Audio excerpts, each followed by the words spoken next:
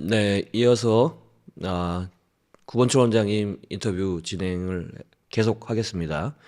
일단 제조사들에 대한 이야기를 많이 했는데요. 뭐 직접 회사에 몸담고 계시기도 하고 또 해외 나가서 한국 제품이 어떤 활약을 하고 있는지 잘 아시는 분이어서 여러 가지 좋은 얘기를 많이 들었습니다. 그렇다면 한국 의사들은 어떨까요? 이거 보통은 저희는 그렇게 얘기하는데 한국 의사들의 실력이 세계 최고의 수준이다. 그래서 뭐 많은 의사들이 한국으로 배우러 오고 이런다. 이렇게 하는데 실제로 그 외국에서는 어떻게 평가하는지 좀 아주 신랄한 얘기를 좀 한번 듣고 싶은데요. 한국 의사나 한국 의료의 수준을 그냥 한마디로 정의하면 가성비예요, 가성비. 음, 예, 가성비가 좋다는 것이 상대적으로 가격대 성능이 좋다는 얘기잖아요. 그러니까 싼 맛에 오는 걸로 보는 사람도 있을 것이고, 음, 야, 그 가격에 그 정도면은 혜자다라고 얘기하는 사람도 있을 것이고, 그러니까 그렇죠. 환자들의 예, 경우에, 의사들이 보기에도 그래요. 의사들이 보기에도 오리지널리티를 갖고 있는 어떤 그런 게 한국에 있었던 적이 있었나 생각해 보면 별로 없어요.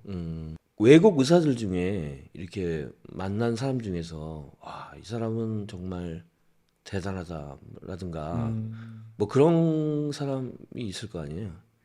그런 사람도 있고, 뭐, 정말 아닌 사람도 있고, 그러니까 예를 들어서 네. 아주 이 사람 좀 정말 위대하다, 대단하다. 위대하다. 위대하까지는 아니지만 대단하다 이렇게 느낀 사람 누가 있어요, 혹시? 글쎄요, 이 분야에서 말씀하시는 그렇죠. 거겠죠. 네. 많아요. 사실 굉장히 네. 많아요. 저는 그런 분들이 존경스럽더라고요. 이룰 거 다 이루고, 음, 뭐 할 거 다 하고, 저 사람은 그냥 놀고 먹어도 될 것 같고, 더 이상 뭐 관심도 없을 것 같은데, 그래도 끊임없이 뭔가를 탐구하고, 뭔가 새로운 거를 좀 만들려고 하고 이런 분들 있잖아요. 이런 분들 보면 굉장히 대단하다. 나는 저 나이 때 저렇게 할 수 있을까? 그런 생각이 들어요. 더 이상 뭐 젊은 천재가 나와가지고 세상을 뒤엎는 그런 세대가 아니잖아요.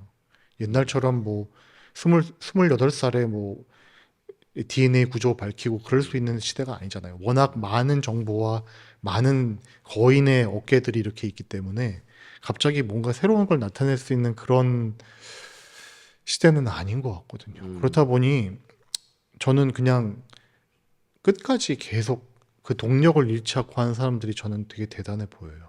제 주변에 한 분 계신데 누구요? 고 고소님. 선생님? 예, 그렇죠. 고 선생님 대단하시죠. 저는 고서 선생님 정도 제가 만약 고서 네. 선생님 같은 삶을 살았다고 그러면은 동력을 많이 그렇게 유지하기 어려울 것 같아요. 네. 예. 거기서 하여튼 해외 그런 분 중에서 뭐 기억나는 분이 있다면 빅터 로스? 빅터 로스. 예, 빅터 로스는 세계 최초로 피코 레이저를 실험한 사람이죠. 그 다음에 여러 가지 장비들, 뭐 플라즈마라든지 모든 거의 지금 있는 모든 유형의 장비들의 초창기에 관여했던 사람이에요. 뭐 혈관 레이저도 그렇고 맞습니다. 나이도 많으시고 그죠? 근데 새로운 거를 얘기를 하고 뭔가 이렇게 얘기를 최근에 플라즈마 기기 때문에 이제 같이 얘기를 하고 일을 했었는데 눈이 반짝반짝하는 게 이분 눈은 어떻게 저는 이제 막 그 되게 막 힘들어서 그 죽어가는 동태의 눈이 돼 있는데 이분은 그 나이에 정말 안광이 형형하다는 표현을 쓰잖아요 우리가. 너무 존경스러워요 진짜로. 저는 그 웩슬러 아 예. 그분 예. 발음이 맞나요? 발음이 좀 어렵더라고요. 웨슬러 아닌가요? 웩슬러. 예. 예. 하여튼 그분이 아주 정말 뭐 자세한 내용은 모르지만 이렇게 인터뷰를 하는데 너무 에너제틱 열정적이고 하시고 그죠? 어우 예, 아주 그냥 맞아요. 예. 참 부럽고 대단하고 그래요. 맞아요. 맞습니다. 그러면 한국 선생님들이 좀 한 단계 더 업그레이드 되고 뭐 어떤 세계적으로 이름이 있는 그런 의사들도 나오고 이렇게 하려면은 이제 안 되나? 이렇게 하려면 뭐 아니요. 어떤 게 필요할까요? 예. 글쎄요. 저는 이번에 이제 최근의 사태로 인해서 의료계가 많이 그 의욕을 상실했다. 이런 게 제일 크게 걱정이 되긴 하는데 원래 저는 많은 사람이 그런 걸 해야 된다고 생각은 하지 않아요. 어차피 이게 뭐 엘리트주의 그런 게 아니라 뭐 어차피 끌어가는 사람은 한둘이고 이게 주머니에 못으로 살고 사는 거를 두려워하지 않는 사람들은 한둘이기 때문에 그런 사람들만 계속 나오면 되는데 그 사람들의 동력을 자꾸 꺾는 일이 막 생기거든요. 따라가는 사람들은 그냥 어디서나 따라가면 되죠. 예. 그런 것들이 계속해서 그런 것들을 좀 이상하게 생각하지 않는 그런 게 좀 있어야 된다고 저는 생각해요. 그러니까 뭐 어떤 그 새로운 거에 도전하고 뭐 네. 이런 거에 대해서 그 주변에서 뭐 네. 이렇게 그런 거. 그러니까 저 사람은 되게 특이하다. 음, 거진 괜찮고. 음, 근데 저 사람은 이상하다. 라고 보는 그런 것들. 저 사람은 되게 유별나다. 내 아들은 저렇게 살면 안 되겠다. 뭐 이런 거 있잖아요. 그런 것들 때문에 계속 우리나라 교육이 이렇게 유지가 되는 거지. 뭐 잘 돼도 저는 사실 공부를 못 하거나 아니면은 뭐 굉장히 좀 평균에서 벗어나는 사람들이 성공을 많이 하면은 이 기조가 깨질 줄 알았거든요. 예를 들어서 의사보다 더 돈을 많이 버는 뭐 어떤 다른 직종의 분들이 많이 나오고 그러면은 저는 이게 깨질 줄 알았어요. 한국에서도. 그래서 와, 한국이 좀 더 이렇게 혁신적인 사회로 갈 수 있겠구나. 앨런 머스크 같은 사람들이 많이 나오겠구나. 뭐 이런 걸로 그래야지 업그레이드라는 거는 그런 데서 이루어지는 거지. 사실 평탄하게 그냥 사는 것에서 무슨 업그레이드예요. 그냥 그거지. 근데 그런 것들이 안 깨지더라고요. 그 아까 그 제조사 얘기 중에 한 가지 빠진 게 하나 있는데 네. 요즘 또 한국의 제조사들도 인수합병이 엄청나게 일어나고 예, 있잖아요. 예, 예. 제가 알기로는 이제 오너가 남아 있는 회사가 음, 몇 개 안 돼요. 그렇죠. 따지고 보면 그러니까 이런 것들 이 제조 회사들의 발전에 어떤 좋은 영향을 줄까요? 아니면 좀 저는 미국처럼 어쩔 수 없다고 생각하는데 예, 장기적으로는 좋지 않다고 봐요. 음, 왜냐하면 첫 번째는 사업하기가 녹록지 않다는 반증이에요. 일견 되게 좋아 보이지만 사실은 잘 되면 계속 하겠지.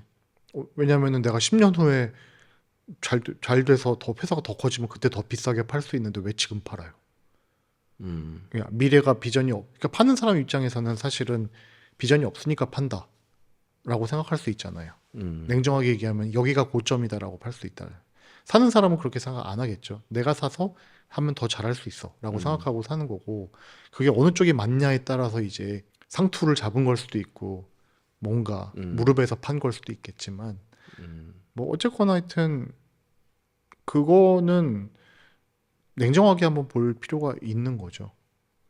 사실은 그 미국의 경우에는 음. 뭐 사이너시어, 캔델라 이런 많은 회사들이 인수합병을 거치면서 사실 안 좋아졌잖아요. 그렇지. 그런 게 우리나라에서도 일어나면 그럴 일어날 수 수도 있어요? 있죠. 왜냐하면 M&A라는 거는 적대적으로 이루어지는 경우도 있고, 상호 발전적으로 이루어지는 경우도 있고, 그다음에 또 피치 못해 이루어지는 것들도 있고, 뭐 이런 거 있다 보니까 한마디로 규정하기는 어려워요. 다만 예전에 비해서 일단 회사를 키운다. 그다음에 회사를 일군다.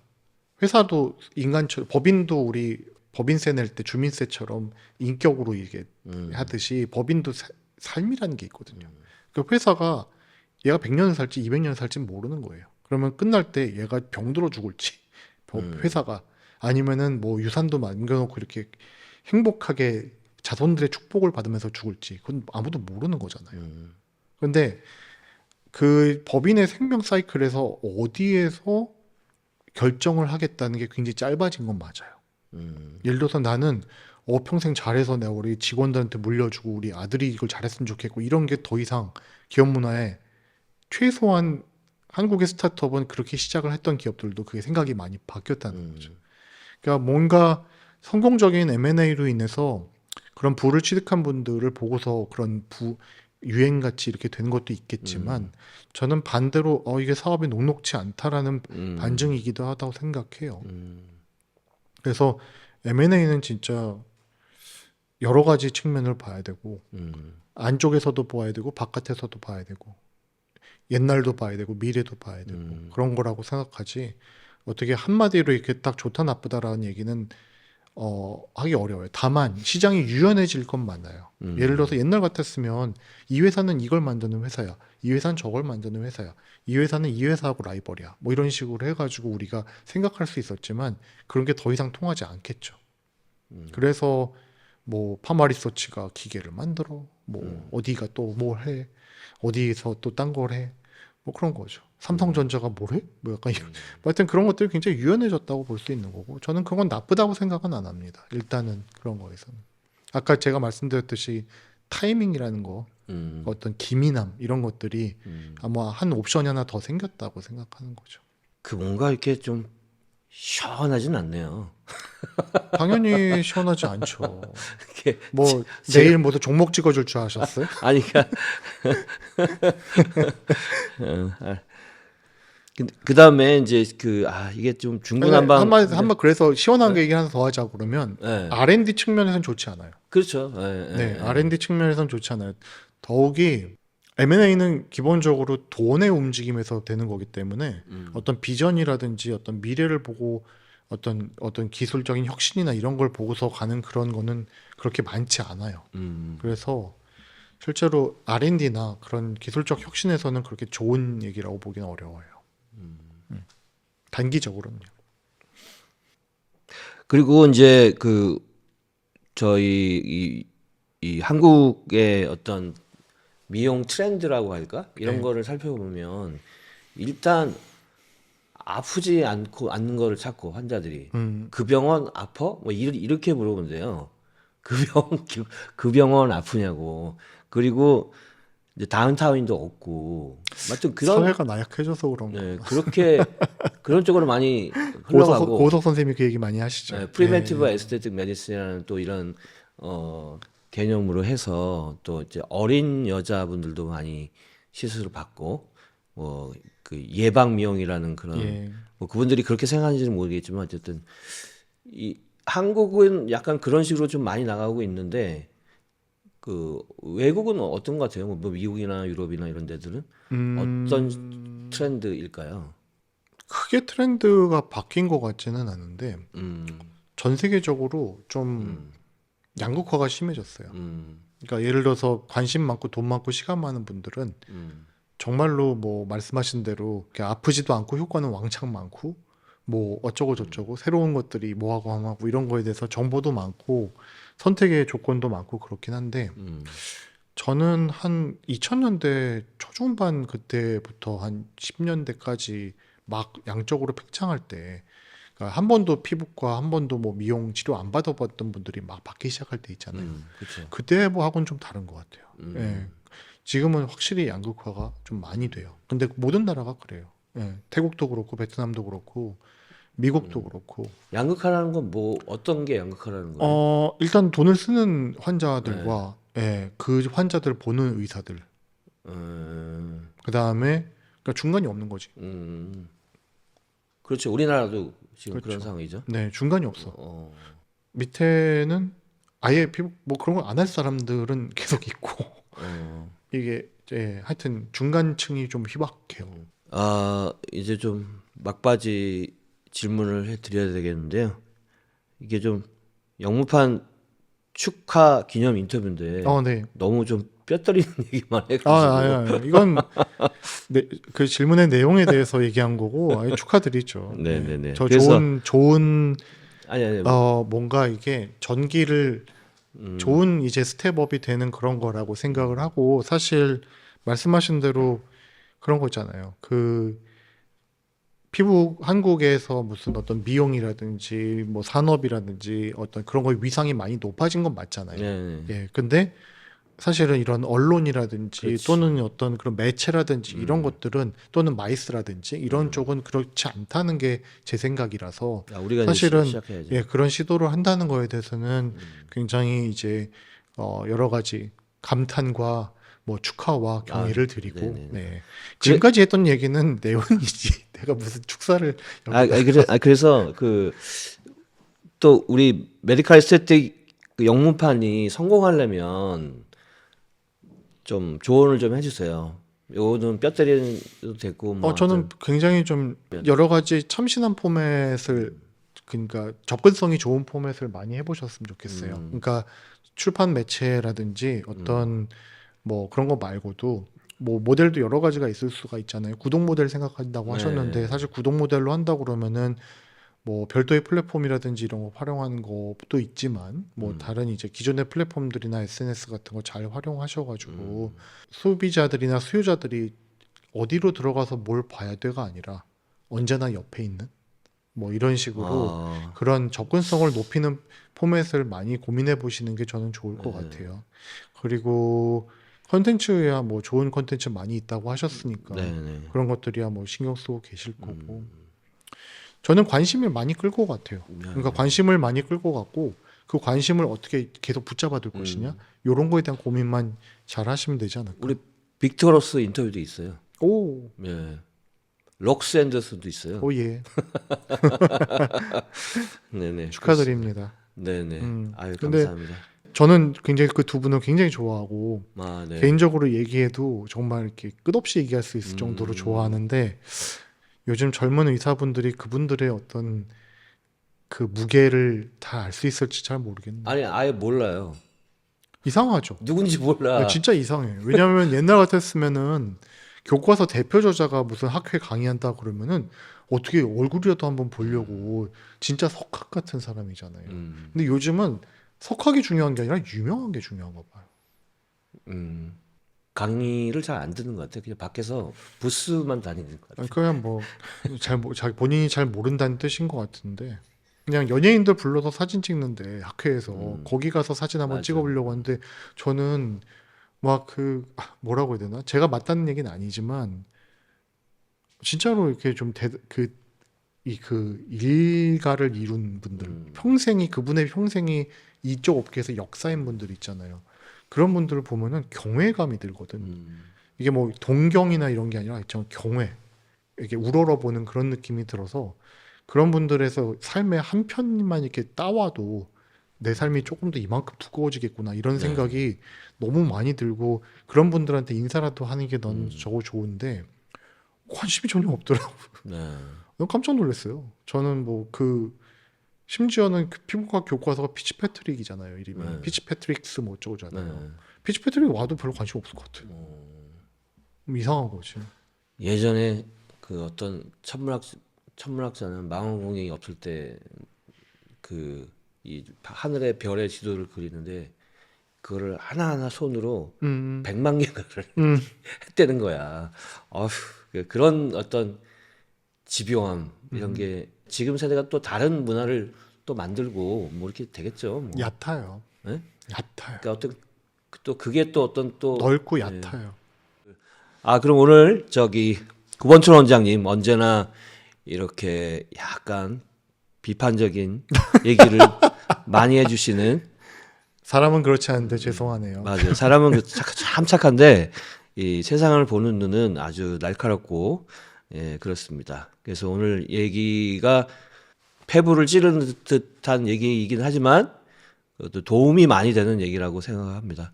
오늘 구본철 원장님 나와주셔서 감사하고 오늘 인터뷰 어떻습니까? 네, 뭐 즐거웠고요. 그 얘기 안 끊고 하게 해주셔서 감사하고 사실은 제가 그렇게 좋은 인터뷰라고 생각은 안 하거든요. 왜냐하면은 너무 튀고 그 왜 MBTI를 치면 너무 튀고 아, 예, 그 다음에 긍정적인 결론을 도출하기 위한 과정이 너무 부정적이기도 하고 네. 그래가지고 사실은 뭐 그렇게 적합한 인터뷰일까? 그래서 죄송하기는 하지만 하여튼 제가 얘기하는 것들이 메디컬 에스테틱의 논조가 아니거든요. 절대로. 그러니까 절대 그렇지 않음을 밝힙니다. 그래서 더 좋은 내용들이라든지 더 좋은 이제 발걸음을 옮기시는데 네. 그냥 아주 조그만 그런 돌멩이 하나 정도 오늘 밟고 가는 거라고 생각하시고 네. 아니 뭐 저희 이제 많이 도와주셔야죠. 영문판 네, 해외 나가면 소개도 또 해주시고. 부탁 못 한다고 하니까 또 부탁하신다 또. 아니 뭐 해외 나가서 한국에 이런 게 있다. 뭐 이런 거뭐 알려주시고. 이제 인쇄 매체도 해요? 그건 안 해요. 아니에요. 네. 그 옛날에는 막 학회 가면은 인쇄 매체 같은 게 막 이렇게 그렇죠. 있고 그래서 사실 이거 봐봐 이렇게 얘기하기 네. 편했는데 지금은 내가 찾아 들어가서 이렇게 보여줘야지 알 수 있어서 하나 만들어 드릴까요? 아니 그런 건 아니지만 하여튼 그래도 접근성이 많은 게 되게 네. 중요한 것 같아요. 왜냐하면 제가 뭐 예를 들어서 뭐 팔로워로 오는 의사들이 많을 거 네. 아니에요? 근데 그러면은 내가 뭘 팔로우하고 있는지도 보더라고. 음. 네, 그 팔로우 그래서 해주세요. 그럼 저 우리 있으니까. 있어요. 예. 그러니까 당연히 있죠. 왜 제가 몰라요? 이게 문제라는 거지. 그건 이제 아직 런칭을 안 했어요. 에이 카톡이라도 한번 돌리셔야지. 아, 이거야 뭐 돌려야죠. 어쩌겠는데. 쫙 돌려야죠. 예. 알겠습니다.